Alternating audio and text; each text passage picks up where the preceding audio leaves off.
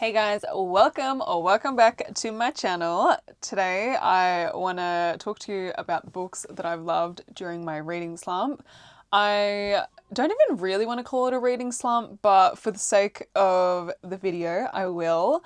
I have really been slowing down with my reading the past couple of months, not because I have fallen out of love, but I think that I'm just adjusting to actually consuming books at a slower pace, to make sure that I enjoy them. Because I found that I thought I was getting into a reading slump, and I don't know, I just was rushing myself to get through books or to finish books or to like start a new one as soon as I finished the other one. And so it made me feel like I was in a reading slump, but I actually think that I just needed to slow down with my reading. So, anyways, without further ado, let's get into the books. So, I will actually do these in chronological order. The first one that I really loved, I actually read this in France, and it is Stoner by John Williams. I'm so stoked that I have this copy. Shout out Beck, because she has this copy. She also has like a really decent NYRB collection, and this is my first little one, so I feel like, I don't know, I just was inspired by Beck's collection as well as everyone else's that I've seen online. Although it is harder to get NYRB books in Australia because, of course, it's a New York based publishing house. So I actually bought this in Amsterdam at the American Book Centre. There you go, for 16 euros. So this is actually a bit of a souvenir memento as well. I did actually read this on my Kindle, but this cover is just so gorgeous. Like, I had to have the hard copy. Anyways, this book is about, what is his name? William? I always just call him Stoner. Yeah, William. William Stoner. And it essentially follows him through his life as he goes through the really mundane, as he progresses through life as well, with his career, his education, with his personal relationships. There's, of course, like all good stories, lots of trials and tribulations. And the essence of the story, some might say, is kind of boring. But if you really enjoy reading those mundane, realistic stories where it almost feels like you are in that person's pocket or you're reading their diary, this is such a good book. I will say that I think it was like the last chapter. I'm not going to try and spoil it, but the last chapter where the story's coming to a close actually really, really pulled on my heartstrings. I think that I just became so attached to Stoner. And I really I had like almost anticipatory grief. I knew that obviously there were only so many pages left in the book, and that it was going to have to come to a close somehow. But yeah, it was just awesome. So, so good. And I'm really interested in reading more of his work. I know that Beck is interested in reading, I think, Augustus and Butcher's Crossing. I know that he also has another title that's also published through NYRB, which I'd be interested in getting my hands on. I saw this bundle the other day on Vinted. It was all four of his books. Does he only have four? I honestly only thought that he had three, and then I saw four, and I was like, wait, hold on. I have no idea. Anyways, but this is just such an amazing book. I loved it. And I think because it was that mundane type of story, it was perfect for me wanting to slow down with my reading as well, because there wasn't necessarily super riveting stuff every chapter. You know, it wasn't cliffhangers, but it was digestible. It was very pleasant, even though at times I didn't always agree with, for example, William Stoner's morals or his justification, but nevertheless, still a really good read. So, and plus, everyone in the lit fic community, I feel like has read Stoner. So if you haven't, read it. It's really good. Anyways, the next one that I really loved. Now, this one was super, super random. Life of Pi. Who would have thought? I actually found this at an Airbnb, and I just remember thinking, oh, should I read it? Oh, I guess why not? Something was calling out to me, and I had just finished a book, and I thought, why not? What have I got to lose? Anyways, this book, I think I finished it in 3 days, maybe. It was just so captivating, and the ending was insane. Like, it was so cooked. I literally sat there after I finished reading and just thought, was that real? Like, was this a lie? Was this legit? It was just insane. If you have already watched the movie or if you've already read the book, then you, of course, would know the synopsis of the story. But if you haven't, the story follows Pi Patel. Is it Pi Patel? I just can't remember. Anyways, follows Pi through his family's migration. Now,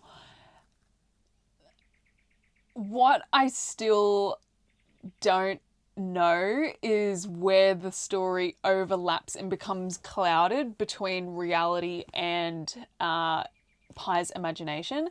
But essentially, you follow Pi as he is stranded at sea with limited resources, but not limited to an array of animals. He has a zebra, a tiger, as you can see, tiger, a zebra, a tiger, I can't remember. There was something else, I'm pretty sure. And I think that he's stranded at sea for like 70 odd days, which is a really long time, of course. And the sun's beating down, a lack of fresh water, and of course, food starts to drive a person to do certain things. Anyways, and in this desperation, you really come to see, I think, what the whole message of the book is, and it's just having faith. In Pi's perspective, like, his faith was centered towards religion, but I think just in general, having faith as a human being, when you are faced with these challenges, you don't know when or where or how the way out is going to be. All you have left is faith. Like, genuinely, Pi had no idea if he was ever going to be found, if he was going to die on the boat. Like, it was just purely left in the hands of his faith and his faith to God. I will say, though, at the start of the book, he does toss and turn between a couple of religions, like just trying to figure out and decipher which one resonates with him the best, which I thought was also really interesting. And like, this book just had such good quotes. The prose in this book was insane. I was eating this up. One of the quotes that I really, really enjoyed, I'll read it to you. The first time I went to an Indian restaurant in Canada, I used my fingers. The waiter looked at me critically and said, "Fresh off the boat, are you?" I blanched. My fingers, which a second before had been taste buds savouring the food a little ahead of my mouth, became dirty under his gaze.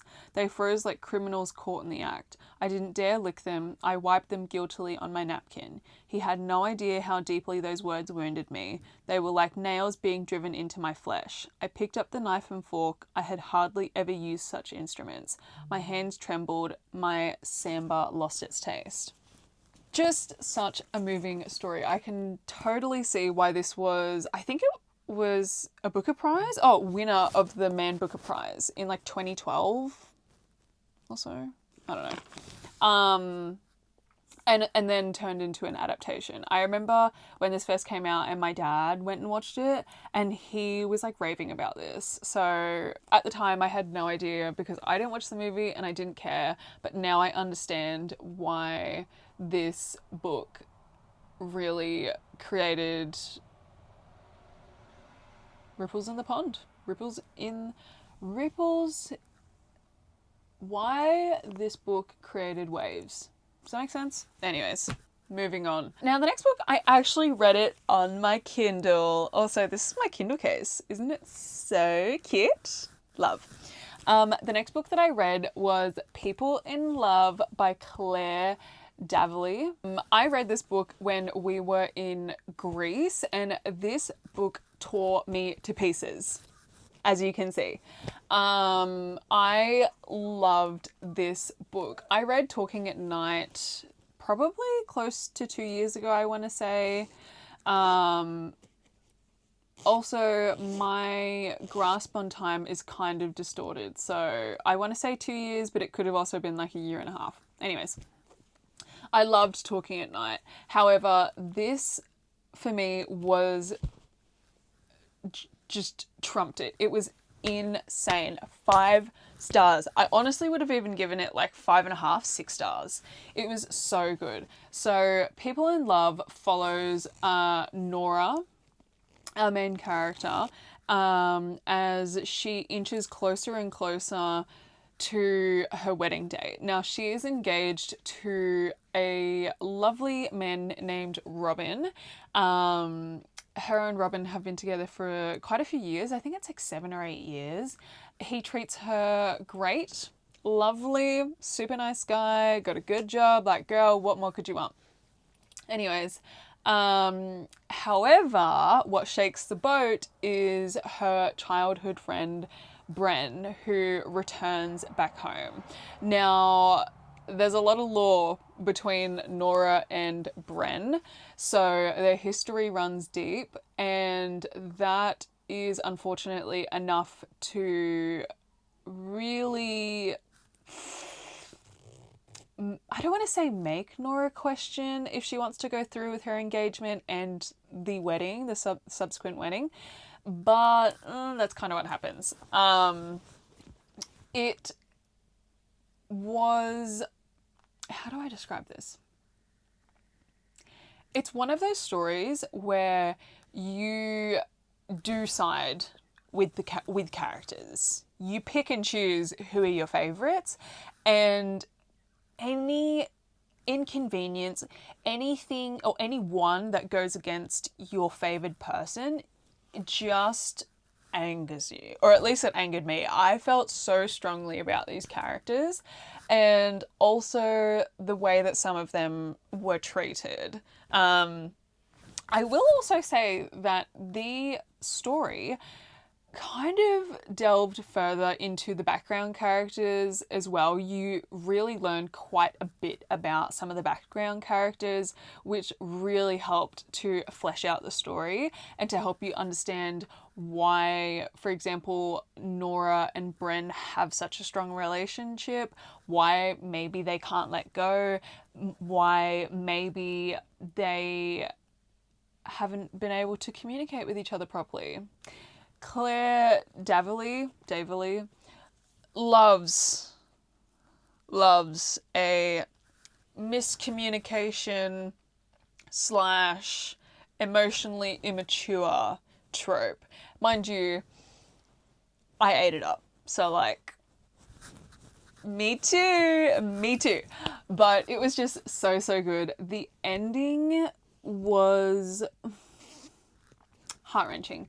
Absolutely heart-wrenching. I was sitting on a beach in Greece, bawling my eyes out. Like and I'm not really a crier, guys. I'm really not a crier when I read books. I don't know. It has to be such a powerful story for me to cry. Also timed with just being the perfect day of the month where I'm just about to get my period. So everything is just a little bit sore, a little bit sensitive. You know what I mean? But it was so good. I do need to get my hands on a hard copy of People in Love. They did have the hardbacks when we were in Amsterdam, but like I'm just not interested in getting a hardback. I like paperback books. So, yeah. Yeah. Anyways, 110% recommend People in Love. The last book that I am actually still currently reading, although I am nearly finished, is Kitchen Confidential by Anthony Bourdain. Now, I have wanted to read this book for, I don't know, I've had it in my TBR for a little while. I want to say probably close to a year, but it's just kind of always been one of the books that I've added to my TBR, and it just sinks lower and lower and lower on the ranking system. Not because it doesn't interest me or excite me as much anymore, but just because I continually add new books to my TBR like every other day. And I add more books to my TBR than I can read. So, you know. But I found this, excuse me, I found this book actually in London. So again, this is like a souvenir for me, and I found it at the Brick Lane bookstore, and for £5. For £5, and it was brand new. I was like, okay, well, I kind of have to get it. And this has been a really, really entertaining read. I will say I am interested in watching Tony when that comes out. Oh, this month. It actually comes out this month in like a couple of weeks, I think. I am interested in watching Tony. But this book in particular, I believe, is one of Anthony Bourdain's earlier works, or at least when he was creating this book, he created it at a time where he hadn't exactly flourished into the TV personality / philosophical celebrity that we know and love. And I really do appreciate that from this book. I think that because this book was written and constructed at a very early stage in his career, he had a naivety about him. He also was a little bit arrogant, and that really shines through in the writing without being too distasteful. Now, of course, that will be different for everyone. You know what I mean? Like, my cup of tea might not be yours. You might think that he's an absolute prick, or you might not even think that he's being arrogant at all. There is in the preface, I think it was, in the preface, he actually says, "You will notice that the tone of the book is blustery, that there is rather more than a little testosterone on the page, and that I make the occasional sweeping generalization. This was entirely intentional." And honestly, facts. Like, so fucking true. I just think that because he didn't have, not necessarily media training, because I feel like media training is still a relatively new concept in the world of media, but he didn't have those kind of rounded, polished edges that we see in, for example, No Reservations and Parts Unknown. Fuck me, sue me. Anyways, it just feels a lot more personable. It just feels like you're actually reading, again, like his diary entry. It feels way more raw and just honest. I think that's the thing though. Anthony Bourdain seems to have been quite an honest person. So like this is him even more honest, which I like. It's just really cool. I've only got like 40 pages left, maybe? Yeah, like 40 pages left. And it's just fantastic. I think if you want a non-fiction read that is light, where you can have a laugh, maybe also a little bit of a cringe, like this is a really good book. I would also be interested in reading more of his works, to also just see like the progression in the way that he was able to craft a response. I don't know. Anyways, I'm really glad that I read this book. Really, really good. Again, these are all books that I have just loved despite being in a reading slump / having a slower digestive rate with my books, which I've also just really come to learn to love. I don't know. I used to love like powering through books, but I kind of have been loving really sitting with books. I don't need to read like 50 pages a day to feel accomplished now. Although sometimes I do, and I still do feel really good about that. But that's usually more because I was actually enjoying the contents of what I was reading rather than the fact that I read 50 pages. But anyways, thank you so much for watching today's video. If you have been thinking about reading any of these books, pick them up. Go to your library, go to a secondhand bookstore, whatever the case is, and pick them up. These books are fantastic, and I'm super, super glad that I have 3 of them to actually own, hopefully 4 pending.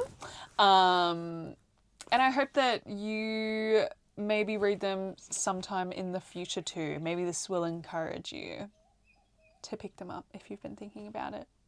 Anyways, let me know what books you have loved recently, regardless of if you've been in a reading slump or not, because I always am welcoming a good suggestion.